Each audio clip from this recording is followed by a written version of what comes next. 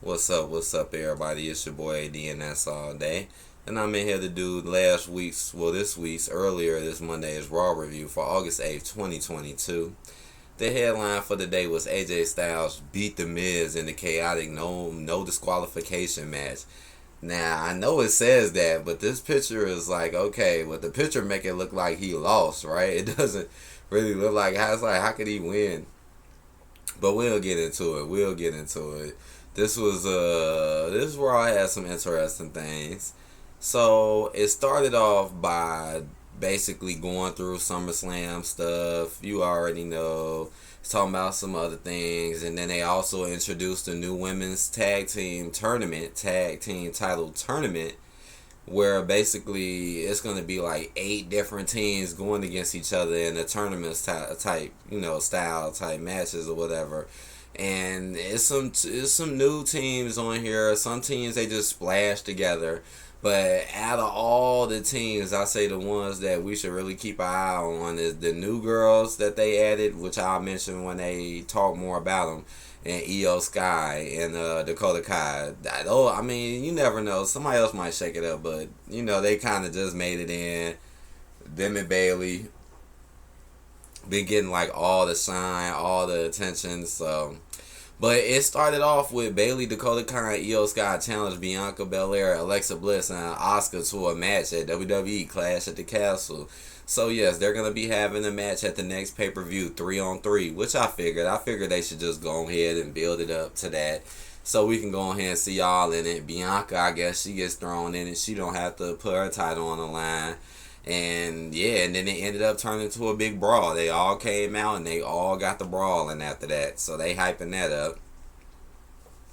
Then Seth Rollins went against Angelo Dawkins. Dawkins was shirtless Angelo Dawkins. So that was like kind of new. Like he don't never really go shirtless like that. He did like I think a week or so ago he pulled the tank top down a little bit, but that was new. This match was pretty much kind of a lot like the last match between Montez. It's just now you're going against Angelo. I say the most interesting part about the match was just the fact that you don't see these guys work like that. And Montez ended up getting banned from ringside, and then Angelo ends up losing to a pedigree. And then Rollins was going for the face stomp again, and then that's when what's the name came in, and then he took off. Montez ran back after being ejected. Damn, that is a lot of talk right there. I'm just looking at all this like, golly, y'all wrote that much. Kevin Owens decimated Ezekiel. Hold on, let me see. Dawkins put up a battle much like for Rollins put Dawkins away. Would further climb the ladder once again, be in contention for Roman Reigns' undisputed Universal Championship. What? I ain't hear nothing about that with Seth Rollins. But anyways, yeah, Kevin Owens decimated Ezekiel. So they had a match. I wish they would have built the story a little bit more for this match. Like, they have a story, but they haven't worked on it and used it in, like weeks, almost a month. Because I do believe they can definitely get some more out of these two. But they had a match, and it ended really quick. It was like a brawl, and then Kevin Owens just powerbombed him on the apron, and then they was like, oh, he can't contend. Oh, he decimated Ezekiel. So that ended fast with him going out on the stretcher. Then we had Damien Priest challenge Edge to a match in Toronto. And yeah, so basically they came out and did exactly that. Now Damien Priest wants a one-on-one match with him in Toronto. So not at the pay-per-view, but I think on the Raw coming up 2 weeks from now. So, okay, that sounds interesting. And there was a whole backstage promo too with it was a backstage promo with Edge and Dominik and Ray. And Edge was like, look, I'm sorry, it was an accident. I speared you last week. It was an accident. And Dominik got mad and pushed Edge and walked off. And then Ray was going around trying to look for Dominik, but he couldn't find Dominik. So that was crazy. And then Finn Balor and Ray ended up having a match right after that. And Finn Balor wins. Yes, he wins against Ray. And it was a pretty good match, too. But how he won was that Rhea, because they couldn't nobody find Dominik. And then Rhea comes out of nowhere holding Dominik, literally lifting him up, holding him. And then he look all beaten and bloody, and she's just holding him on the entrance. And it distracted Ray and gave him time for Finn to just win, with the coup de grace. But, man, I'm starting to think it's something going on with Rhea Ripley and Dominik. I'm starting to think Rhea got a crush on Dominik, man. Something going on, because it was weird. Remember how I said it was weird how it was her fighting Dominik while the others was fighting Ray. Remember I was saying that, and she grabbed her all by her legs, and Dominik was trying to act like he was in pain when he probably was actually enjoying it. He probably was like, yes, Rhea. And then here we go where we can't find Dominik. Dominik was gone, and Damien got ran off by Edge, because Damien, I think, did cheat in the match, and then Edge came in and chased Damien off. And then all of a sudden, here comes Rhea holding, and when I say holding Dominik, she got him over her shoulder. She's walking in, Dominik's up what the hell? She laying down. Blood almost looking like lipstick. Come on, man. I'm telling y'all, go see that. Go see. Even though it was kind of quick until the match ended, but yes, Dominik sitting there oh. What did she do to him? But alright. Oh my goodness. Then we had Dakota Kai and Io Sky defeat Dana Brooke and Tamina to advance in the WWE Women's Tag Team Championship Tournament. So this was the first match of the tournament, and I figured they were going to win. I know they're going to get far. I'm like, Dakota Kai, Io Sky going to go far, man, because now you never know. They might even give them the Women's Tag Teams just to make them look strong. You never know. But they got Bayley, so Bayley might just do singles. Who after this, who knows? But I didn't think that they were going to win, Tamina and Dana Brooke. It was a kind of a long match too, but they win.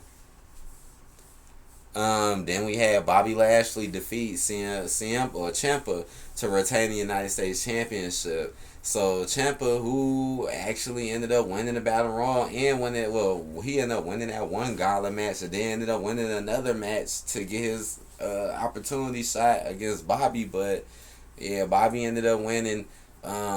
Miz tried to interfere. They tried to do some stuff with the Miz, but in the long run it didn't work out. It was a close match though. It was a lot of close calls and moments, I know, where people probably was like, oh my goodness, what's gonna happen? But yep, he ends up getting a hurt lock and winning.